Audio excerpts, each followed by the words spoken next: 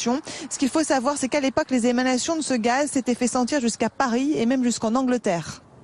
Merci Fanny pour toutes ces précisions. Vous le voyez donc sur la gauche de votre écran, cette usine chimique de Rouen, toujours en feu, usine classée Seveso. Bonjour Laurent Vibert, merci d'être avec nous. Vous êtes expert en gestion et communication de crise. Le plus important à ce stade, qu'est-ce que c'est ? C'était dit par les secours, c'est de maîtriser et d'éviter le déploiement du feu, c'est-à-dire de le maintenir dans une enveloppe initiale et surtout de mettre en place un dispositif hydraulique et surtout de moyens, ce qu'on appelle de moyens d'émulseurs, de moyens mousse, pour à un moment donné, lorsque tout le dispositif est prêt, mettre en place cette extinction de manière à éteindre l'incendie. Ça va être très difficile, ça va être long, ça demande des moyens très spécialisés et il va falloir mettre en place ce dispositif dans le temps. Vous voyez bien aussi que c'est l'utilisation de moyens spécifiques avec des renforts qui viennent de toute l'Île-de-France et on a la nécessité de coordonner ces secours avec une chaîne qui est depuis l'établissement, c'est-à-dire l'usine, jusqu'à la mise en puissance et en route du centre de gestion opérationnelle interministérielle des crises, du centre opérationnel départemental au niveau de la préfecture. C'est aussi, et on en a besoin, d'une action avec la population. On est obligé de travailler avec la population et ça nécessite, et c'est un quotidien chez nous, chez Nitidi, c'est Resiliency, de préparer la population à ces situations d'urgence. On le voit encore, la France n'est pas prête. On voit les interrogations de vos téléspectateurs sur BFM TV. On ne sait pas ce que veut dire criticité aiguë, toxicité, de quoi nous parle-t-on, qu'est-ce que le confinement. Voilà, on a encore un gros travail pédagogique pour apprendre la résilience à la population française. Pas de toxicité aiguë, c'est ce que disent les autorités depuis ce matin. Est-ce à dire pour autant qu'il n'y a pas de danger ?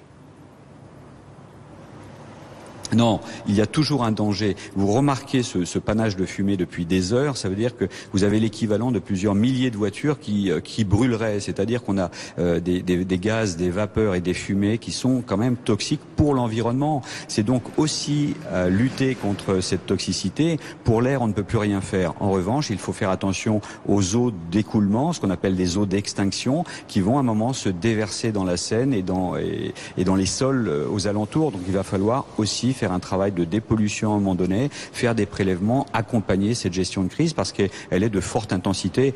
Ce qui me rassure, c'est que le bilan humain pour l'instant est neutre. On n'a pas et on ne déplore pas de blessés, mais il faut faire attention. Ce sont des feux qui sont quand même très complexes et j'ai une pensée bien évidemment pour l'ensemble des secours qui sont mobilisés sur cet incendie.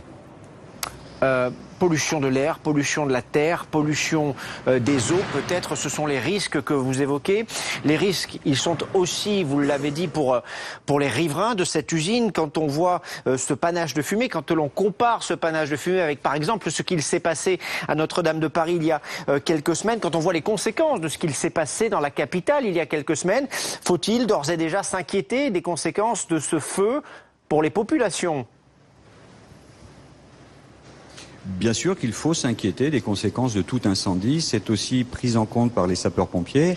Vous évoquiez le feu de Notre-Dame de Paris. Il y a des mesures à prendre. On apprend toujours, malheureusement, des conséquences d'un incendie. C'est ce qu'on appelle aussi des retours d'expérience dans nos métiers. Là, il va falloir aussi capitaliser et mettre en place l'ensemble des moyens qui permettent, d'une part, d'identifier cette notion éventuelle de toxicité et dépolluer et anticiper. Et c'est aussi l'évolution, votre journaliste le disait, sur la prise en compte des risques sur les sites Seveso depuis 1982 jusqu'à 2015 avec la dernière loi sur les sites Seveso, notamment les seuils élevés. On voit qu'il y a une accélération des mesures, une aggravation des mesures. C'est toujours pour protéger les populations, protéger l'environnement et ça c'est le plus important.